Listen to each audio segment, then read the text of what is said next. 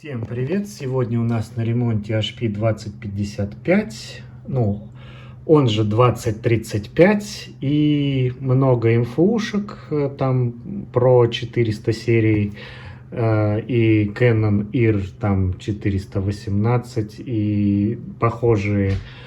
Тоже все, что на этой базе, проблема актуальна. Проблема у нас с ним, он очень громко печатает, прям грохот стоит. Вот такие звуки он страшно издает. Вот. Но, так как он, как вы видите, просто взорванный, сильно в него вкладываться никто не будет. Сидит за этим принтером бабушка, ей просто очень громко вот это вот все слушать. Принтер никакой, денег у организации нету, они бедные, несчастные. Им надо сделать бюджетно, чтобы у бабушки голова не болела. Что мы делаем? Отключаем принтер. Надо снять боковую крышку. Она на защелках. Ну, предварительно вытащим лоток, откроем крышку. Ну, в общем, с разных сторон, в том числе снизу, подденем. Все. Давайте смотреть. Итак, вот у нас вся механика. То есть, еще раз, проблема глобально как решается. Ну, бывает все вместе, комплекс мер. Бывает что-то одно. То есть, первое, это вот этот вот колебательный узел. Вот весь. Вот, кстати, китайского не очень хорошего качества будет. Если берете, просто оттуда шестерню можно вынимать и сюда ставить. Шестерня привода резинового вала, он же прижимной. Сам резиновый вал бывает гнутый, они часто, то есть ось у него неровные. Бушинги, они же подшипники резинового вала. Ну и здесь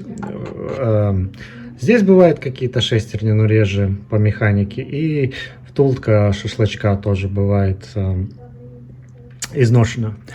То есть, ну, так как нам надо максимально бюджетно сделать, никто в это вкладываться не будет, вот, то сейчас вся проблема у нас, ну и чаще всего, в колебательном узле. Он как-то выезжает в эту сторону и начинает шуметь. Вот, сейчас я продемонстрирую, как это изначально. Ну, то есть вот это вот так. И здесь, если мы сейчас вот так вот, ну, на этот колебательный узел надавим, вдавим его туда внутрь, вот так.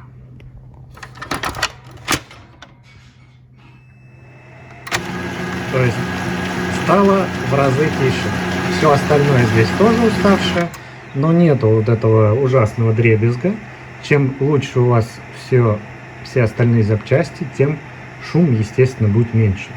В общем, надо просто его зафиксировать чем-нибудь, что угодно туда вставьте. Ну так, можно, не знаю, кусок пластиковой карты отрезать, вот так вот его я обычно ложу как-нибудь.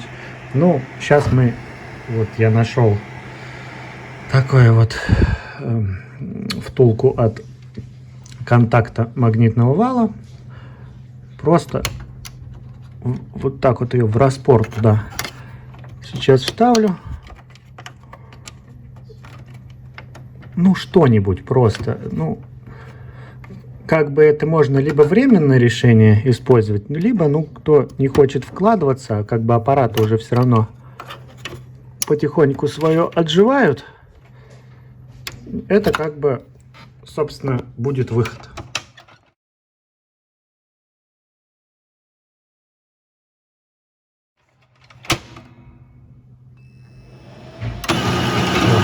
отличный звук, уже меняемый.